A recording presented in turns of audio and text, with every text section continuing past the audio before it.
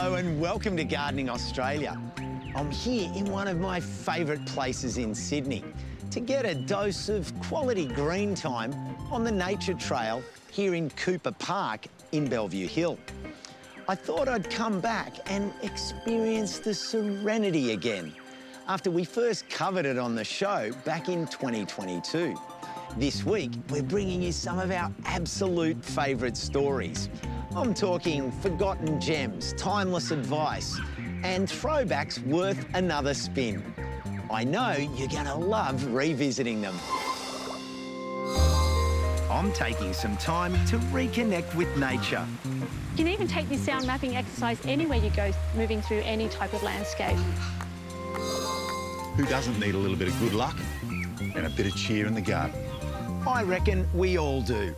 Clarence meets some garden legends. It's really beautiful. And I'll show you a few ways to sneak in some edible perennial plants around your garden. And there's always room To enjoy. Now, if those loved ones have 4 legs and are covered in fur, there's a few extra things to consider. Sophie's found a beautiful garden in Adelaide that ticks all the boxes. I've come to suburban Adelaide to visit a garden that's truly the classic gardener's garden. 20 years ago, botanist and horticulturalist Mark Ellis bought this masonette in the inner west, and over time has transformed the place into a productive patch that's also pretty to perfection. So what was your initial vision for the garden? A garden to me has to perform several different functions. It has to be a productive garden for fruit and vegetables. It has to have interest for the eye, and it's because I love collecting plants, but also it has to be there for wildlife. So that's why I've got the native trees that the birds can use. So what was the garden like when you came? Well, basically there was nothing here. There were really ugly fences and it was just kikuyu. I've been able to emphasise the length of it by using these pathways and sort of structuring it into different garden areas. This is such a beautiful, cool, shady courtyard, Mark, and you planted these trees. That's right. And you've got a lancewood over there, and that's a bit of a treasure. Yes, straight from New Zealand. The lancewood has a juvenile phase and an adult phase, and it goes through that phase. It grows straight and tall with downward pointing spiky leaves, and it's thought that that was a mechanism to prevent browsing from moas, the extinct giant bird in New Zealand. And of course now the moas have gone, but it wasn't until it reached above moa height, about 10 or 12 feet, that it started to branch out into leafy green shoots. Extraordinary. And I also noticed that you've got the cycads, and of course they were around in the time of the dinosaurs. They're an ancient plant and they're just part of that evolutionary cycle.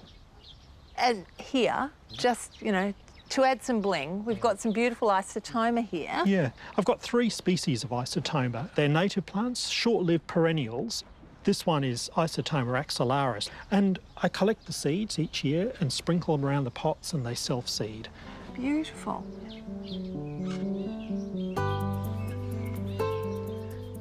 I love your collection of succulents and cacti.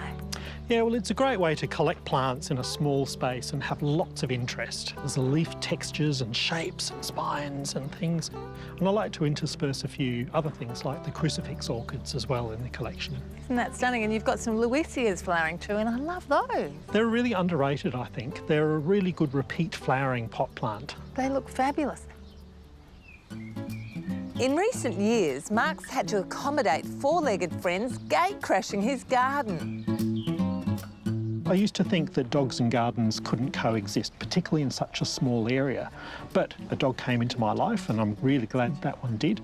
Hector's 4 years old, so I've had him from a puppy. But Macy only came along 3 years ago. She's 11 years old now, and she was a rescue dog. And how did you design the garden specifically for the dogs? Used things like rosemary hedges to stop the dogs from ransacking over an area and channeling them down central pathways so they can get a good long run. I've raised things up, so things like these little low brick walls, and I've got lots of pots as well on the brick walls. But ultimately, you do have to protect plants from the dogs. Have you left any bare earth or stuff where they can dig? Yes, I've left little mulched areas, and that's safe areas where they can either lie in the sun, they can chew bones, so they have a great time. This area is a dog-free zone, so it gives me a little bit more scope to grow vegetables. Now, I notice that you've raised the beds. Yeah, because I've got lots of fruit trees interspersed, the roots tend to get into the raised beds. So I've created a plinth of bricks on the base, a root barrier, and then placed the raised beds on top of that. Every drop of water and nutrient you put on goes to the vegetables. Well, the crops are looking fantastic. Come on, Macy. Now, the garden's called Hector's Garden. What does Macy think about that? Oh, well, she actually rules the roost, so she's got it over Hector in many ways. So this is a way of balancing up the books, I think. OK, making him feel that he's still number one. Yes. Hector, Macy. Well, I reckon it's not too far-fetched to say Mark's planning many more dog days to come. A garden's somewhere that makes you happy. It's got to be something for the soul. Just pottering around. Who knows where the garden goes next?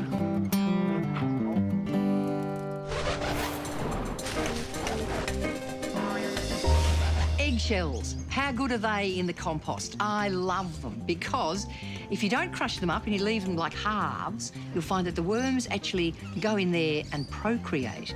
It's an amazing thing. But what I like to do is scrunch them up in my hands or get a mortar and pestle and bang, bang, bang, bang into small pieces. Eggshells, they make for healthy plants. One question which I'm never asked, but I think is important to answer, is when do you apply lime to soil? Lime sweetens soil and it adds calcium, which keeps plants healthy. Here in the subtropics, we get a distinct wet summer season. Calcium in lime is really water-soluble, so it can be stripped from the soil. I apply it in autumn, and that means I've got almost a year for it to work its magic. Now, if you live in a part of the country where you have winter rainfall, spring is the better time to apply it, and that way you'll get a lasting effect. What are some more interesting greens that you can have in your garden? We grow a lot of broad beans, and while we're waiting for the beans to develop, we really enjoy eating the fresh leaves at the very top. Just pinch them out at the top, and you can add them to your salads, or even better, make a broad bean. I feel like I'm at my best when the sights and sounds of nature are all around me. It's like the perfect antidote to any feelings of overwhelm or anxiety. I'm here in Sydney's east at Cooper Park, and I'm following a public trail that's been created to show walkers that when we pay attention to nature, it can help improve our mood and well-being. Waminda. Hi, Costa. Great to meet you. Yeah, great to meet you too. Waminda Parker has set up a series of walks in Sydney called Nature Fix. They're designed to help us go slow and engage with our senses as we walk the trails. What a special place to meet. Ah, isn't it amazing? It is spectacular. It's beautiful here. I'm really excited to learn more about what you're doing down here. Yeah, so we've installed a program here that has a series of stations along the trail throughout Cooper Park, where we invite people to participate in activities in ways that we know that can actually improve their health and well-being. It comes with this amazing technology. You literally get your phone out, scan the QR code, you download an app on site. So as you're moving through the park, you're actually guided through a series of activities with nature at different stops on the way. Wow, can we go and give it a try? I'm really keen to see how it works. Sounds great, let's do it. Okay.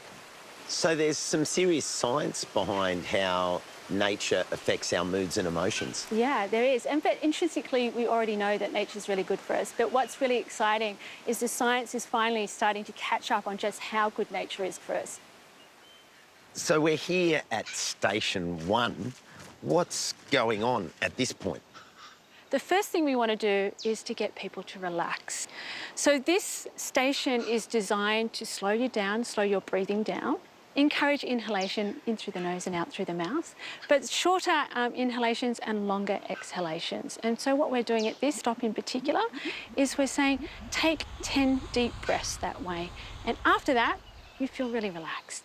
Yeah, I on a daily basis, I get up and do some stretches and breathing, and I know that when I do that, even if my mind's gotten away a bit about, oh, the day is underway and what am I doing, and once I've done that, it slows me down. And not only are you more relaxed, but you're actually more aware of your surroundings and you're more alert. So it's a way to refresh yourself. And it's something you can do anywhere at any time. Well, Station 1 breathing has me pretty relaxed. I don't know whether I'll find Station 2. Well, we've got to listen out for it because it's our listening up station that we're going to next. So how many trails are there and where are they? Oh, we've got about 20 trails installed as we speak, but more to come. Wow. And we've got them arranged in a whole range of different places, in city environments, regional environments, and even rural environments. We've got them installed in parks, botanic gardens, hospital campuses, and we've even got them in state forests.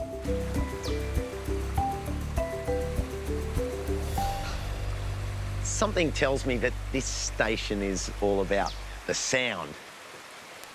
Absolutely, this is all about the sounds. Not only the sound of the running water, but we know that the birds frequently visit this place. You can hear the birds just tweeting in the distance there now. But we've also got the sound, the gentle sound as the canopy moves, as wind moves through it.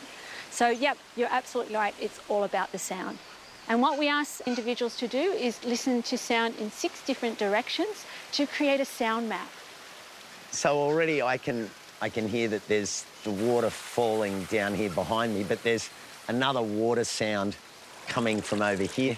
There's a couple of birds over there. I can hear another bird down there. There's a drill or some sort of hammer banging away up there. So, yeah, all of a sudden there's 5 sounds.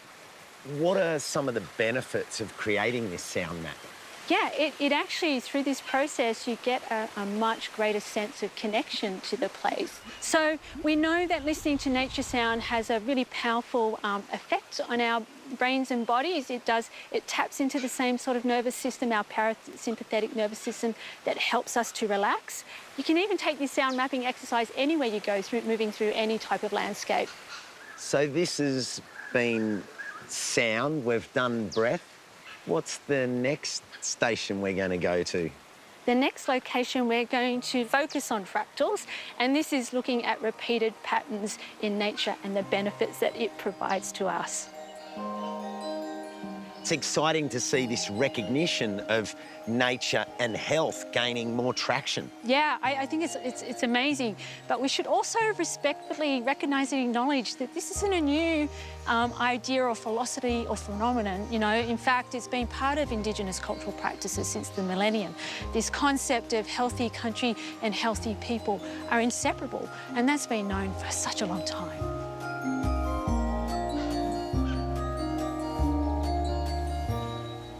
So what are fractals? Well, fractals in this instance are repeated patterns in nature, and the fern tree is a classic example of that. The patterns are repeated a number of ways across the fronds, across the leaves, and right down to the very leaflets, there's repeated patterns. And there's been a whole range of research on the benefits of looking at fractals. They've done scans on our brains, and what they've found, it has the same effect of our brain as it does to listening to music, would you believe? It releases these alpha waves in our brain that helps us to relax. So it's almost reassuring to see these patterns repeated. It causes this sense of soft fascination, where it gives also a sense of beauty and awe, which helps us to relax.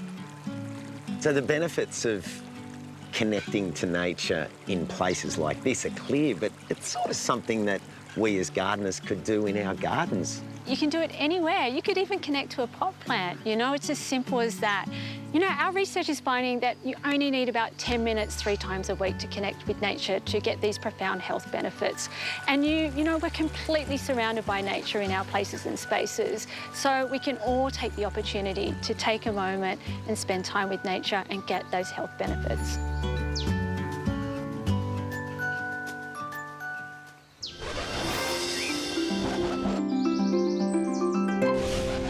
It's a little known fact that garden gnomes are a bringer of good luck. A quirky garden ornament, usually depicted as male, wearing a pointy hat and a big beard. But where does this concept come from? Well, in ancient Roman times, the rich Romans would put mythical figurines in their gardens, most likely as an omen for fertility and prosperity. Jump forward to late 1700s Europe, where gnome-like figurines became very popular decorations, and Germany in particular embraced the gnome. Figurines were conflated with traditional stories about elves and fairies and the little folk that they believed helped around the mines and on farms.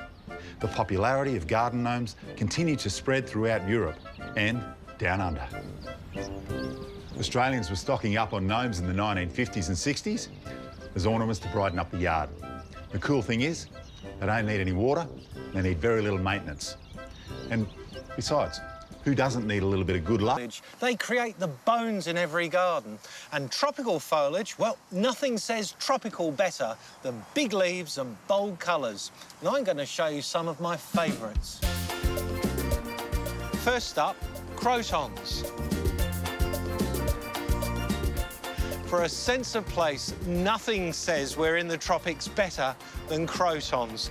And if there was one I'd recommend, this is it, Mammy. It has an interesting twist to the leaf. The great thing about this plant is that it has so many different colours. They open green, they go through yellow, through orange and into red. But the colours are not static. The colours change every single season. And for any croton to survive and thrive, all it needs is well-composted, freely draining soil and 6 hours sunshine and a bit of a drink during dry weather. It's a wonderful plant. Try it. Next, the bromeliad. Of all the bromeliads, Alcantaria has to be one of the best. This is plum purple, and you'll probably buy them as small plants like this, about 2 years old, but they'll grow until they're about 7. Now, the joy about these plants is they add wow. So you have these by the entrance to the garden, and they make a real statement. It's also non-spiny, which is a joy to work with, and they take full sun, so they're very, very flexible. Next, philodendrons. Wherever you live in Australia, you can enjoy the tropical effect of philodendrons. Classics like these make a wonderful indoor plant, and you don't need a lot of light. They like a little bit of shelter. This one here, Xanadu, this has got to be the most bulletproof tropical foliage plant that there is. But if you want fabulous foliage, these philodendrons are the ones. Tropical gold and silver. Look at these leaves. They're great colours and patterns. This plant captures bright light even on a gloomy day. By contrast, in really intense light, the silver of this plant is cooling. These plants need well-composted soil, but they'll grow quite happily in ordinary potting mix. To boost the humidity in dry weather, mist them with a little bit of moisture once or twice a day. We've seen some tropical foliage plants which will bring durable colour and can be used as accents in your garden. I've shown you a few of my favourites. Now it's over to you. Experiment and have a bit of fun. Still to come on Gardening Australia, Jane takes us on a tour of her home turf. Millie gets some professional pruning advice. And we meet an expert in... Josh is not afraid of a bit of hard work, but he's also pretty cluey. And he appreciates the value of working smart, but not hard. Well, he's here with a selection of edible plants that will keep producing year after year without too much effort on your part. The veggie patch is typically the powerhouse of a productive garden, but there are plenty of edible perennial plants that will produce year after year for less work, and there's always room to squeeze some in.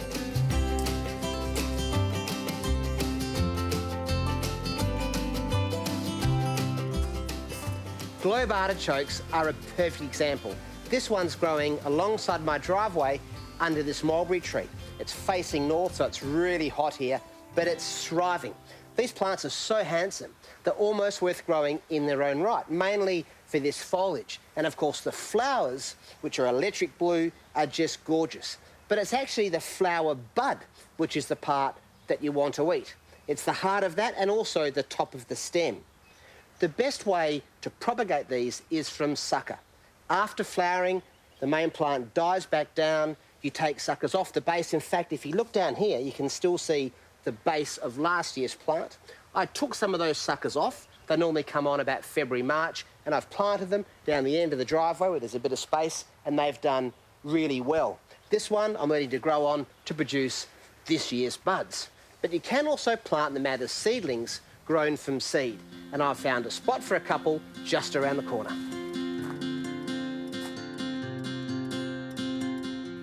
I've made a couple of clearings in a west-facing garden bed amongst other productive and flowering plants. First up, I'm adding some compost to enrich the soil. Then some pelletised manure for fertiliser, then blend in thoroughly. And in go the plants.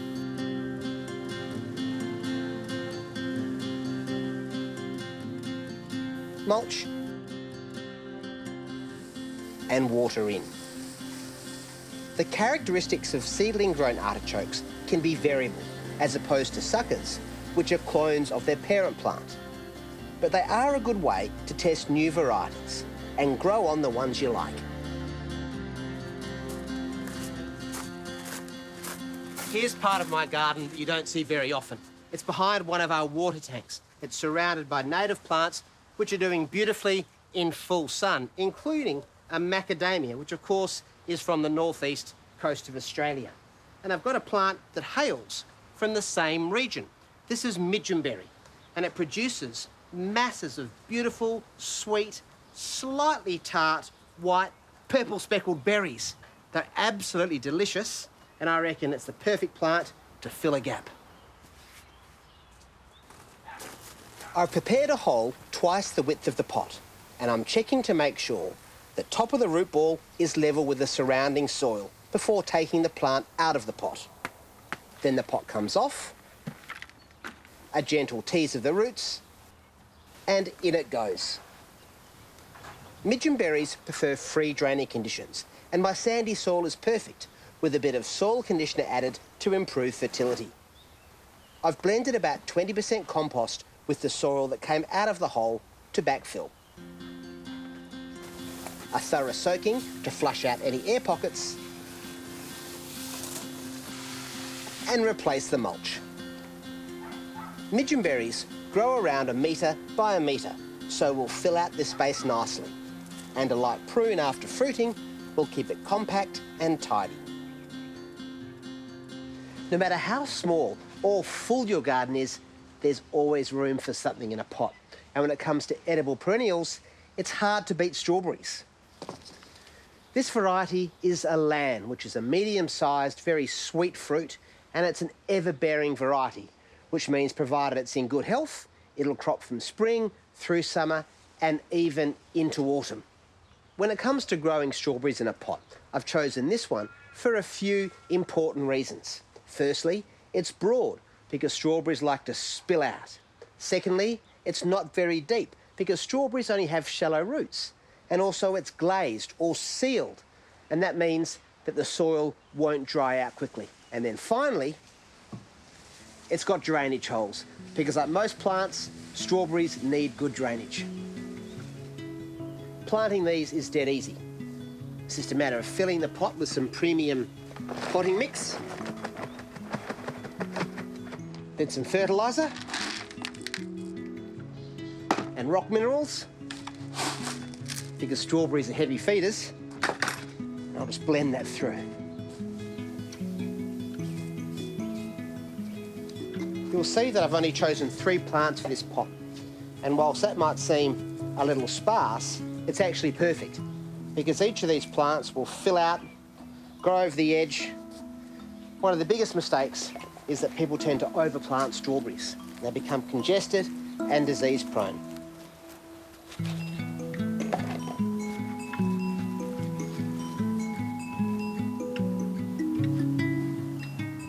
I'm putting down some lupin mulch to keep the roots cool and moist. And with the pot in position in a sunny location, the plants get a good watering in.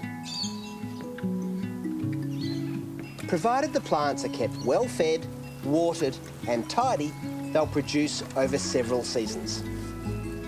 Adding some perennial food plants to your garden is a great way to improve productivity and increase the diversity of what you eat.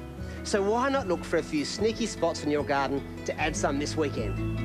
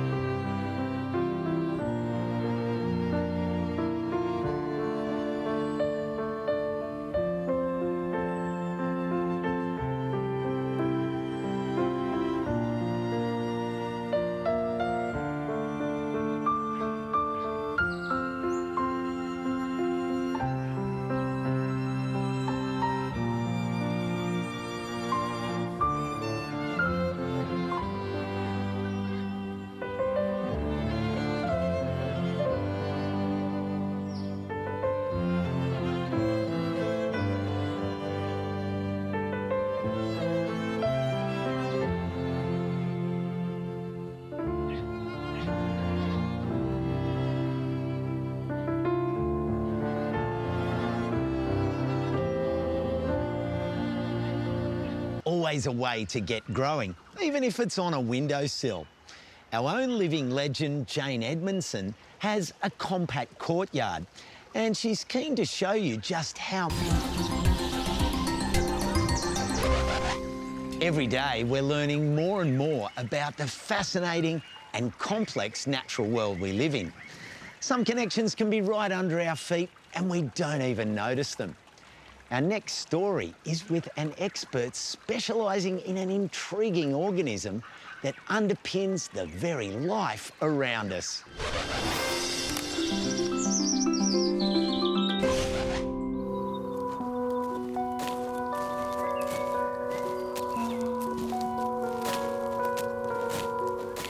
My name's Alison Pulio. I'm an environmental photographer and an ecologist with a particular interest in fungi. Today I'm at Mount Macedon in central Victoria, here in the wonderful garden of Helen Cottu, Ardehilia. This is a heritage listed property, and we have the most incredible diversity of European trees, shrubs and other understory plants as well. Fungi are just such an amazing, diverse and curious kingdom. I think from childhood, from crawling around in the forest, when it was all of interest, whether it was the beetles or the mosses or the orchids, but the fungi held another level of intrigue. I think my interest at first was an aesthetic one. I saw these absolutely curious and bizarre and intriguing forms, but then I wanted to know, what did they do? Trying to understand their amazing role in ecosystems, how they underpin our forests and woodlands and gardens, and that led me into the science of fungi.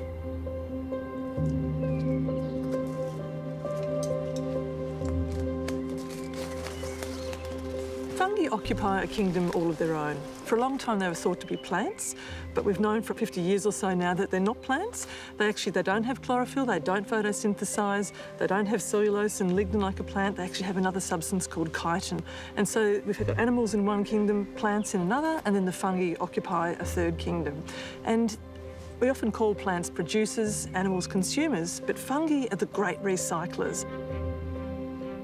So the mushroom, or what we call an agaric, that is a fungus that has those lovely lamellae or gills underneath the cap, that's what we're most familiar with, the mushroom we see in the supermarket, for example. But fungi manifest in all these other amazing configurations. So some appear as lattice balls, others appear as phallic-shaped clubs coming out of the earth. Then we have some that are very coralline. Then we have jellies that look like some kind of brain sitting on a log.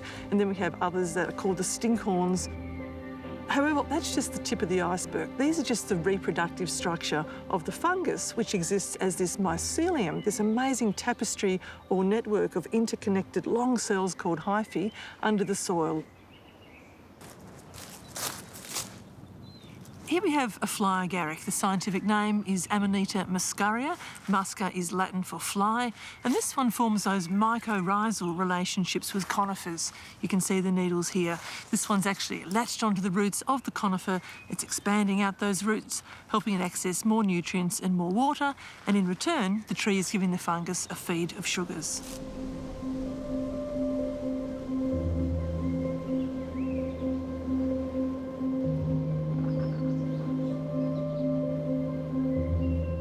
So here we've got some saprobic fungi, or sometimes called saprophytic fungi. They're the recycling fungi, so we can see the fruit bodies appearing on the outside of the wood, but the actual fungal mycelium is all coursing through that wood, secreting enzymes, breaking down the lignin and the cellulose, returning that to the soil, those nutrients. Oftentimes in Australia, we like a tidy garden. We like to clean up all of the leaf litter and the fallen debris on the lawn. But in actual fact, that's the habitat of fungi. That's where the fungi live that support the plant species in the garden. So by cleaning up and removing that leaf litter, we take away the homes of those fungi and we reduce the health and resilience of the trees. So leaf litter is vitally important habitat, and we need to retain it in the garden rather than always tidying it up. Look at that. Isn't that stunning?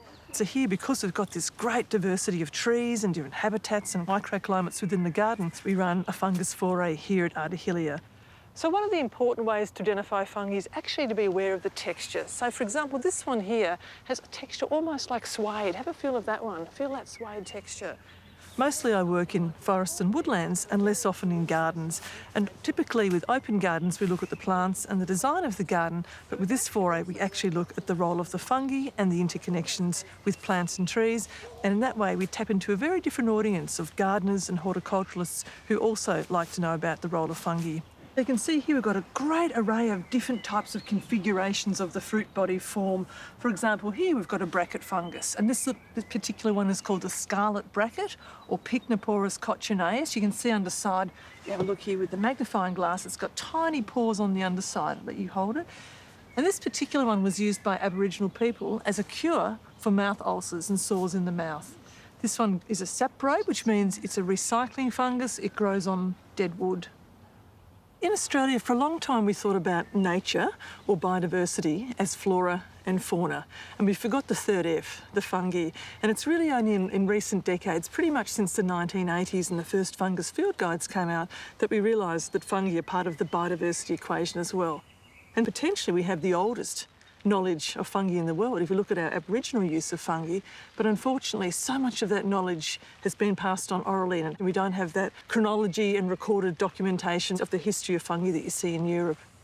So humans have known about the edibility of fungi for thousands of years, but fungi are also a very important food source for a great array of other animals as well. So we know invertebrates, such as your slugs and snails, love to eat fungi, but also a great range of native Australian mammals also feed on fungi at this time of year. Mammals such as bilbies, bettongs, bandicoots and wallabies, potoroos, all rely on fungi, particularly the underground fungi, what we know as the truffles or truffle-like fungi.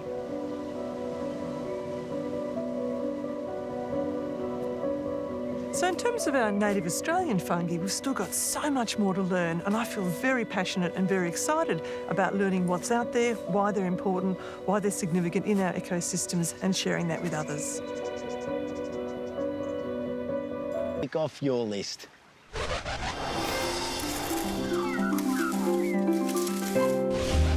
Cool temperate gardeners, time to exercise restraint and resist the urge to prune frost-affected foliage. Frostbitten leaves can protect others from damage, so hold off until all frosts have passed. Western Victorian traditional owners, the Jawajali and Jabwarong, refer to this time of the year as chin-up, season of cockatoos, wildflowers and cool weather. Plenty for gardeners to enjoy. For a stunning shrub that is something special, have a look at the silk tassel bush, Gorea elliptica. Flowering now, the long silver grey catkins are an elegant addition to this tough, attractive plant. For a pop of colour in your warm temperate patch, why not plant out some primula? These winter flowering winners come in a dazzling array of colours and are super easy to grow. Get your bare-rooted trees into the ground. It's best to plant them as soon as you can, and don't be afraid to ask the nursery to give them a haircut before they come home. Deciduous clematis is due a prune and respond best when pruned down to a pair of plump buds about 30 centimetres from the ground. They'll reward you with a real show come spring. In the subtropics, why not clean and oil your timber this weekend? Timber tool handles, outdoor furniture and decks will thank you for a bit of winter TLC. It's time to prune roses. Bush varieties can be pruned back by a third to a half. Hybrid tea roses should have damaged wood removed and the stems pruned to outward-facing buds. Craving kimchi? It's not too late to whack in a wombok. This crunchy, compact Chinese cabbage loves full sun and the occasional feed and grows quickly at this time of year. In the tropics, chuck in a cucamelon. These cute-as climbers bear masses of grape-sized fruits that look like mini watermelons and taste like cucumbers with a hint of lime. Soursop fruits are ready to be harvested. Pick these tropical delights while still firm and allow to ripen for a week or so for sweetness. Eat with ice cream for a tasty treat. Producing masses of sweet, delicious fruit for 6 months of the year, the shade-loving black plum, Diospyros australis, is a small native rainforest tree just perfect for home gardens. In arid zones, it's time to plan for spring veggie plantings and start prepping beds. Dig in aged composts and manures, water regularly and turn weekly. Your spring seedlings will thank you for it. If your garden needs some colour over winter, consider planting a drift of everlasting daisies, Rhodanthe chlorocephala. The masses of pink and white flowers put on a real show. Roses need a good feed after pruning, so treat them to some slow-release organic fertiliser. This will promote strong spring growth and a full-on display of flowers in October. Get out there this weekend, gardeners, and have a grow. To catch up on stories and segments you may have missed, head over to our YouTube channel. Memory lane. But don't worry, we'll be back next time with all new stories to get you inspired and out into the greenery. Here's what's in store. I'm a bit sad because my apricot trees have succumbed to a fungal disease, which means I have to take them out to stop it from spreading to other trees in my orchard. But on the bright side, I'm excited to show you what I'm planting in their place. As gardens get smaller, there's not much space for larger shrubs and trees. But don't despair, I'm going to show you some fabulous smaller versions of your old favourites. And like me, if you're struggling for growing space on the ground, then I've got the perfect solution for you. A vertical growing scheme that's productive, repurposes lots of bits and pieces from around your home, and it won't take you to the cleaners, but may take you to the laundry.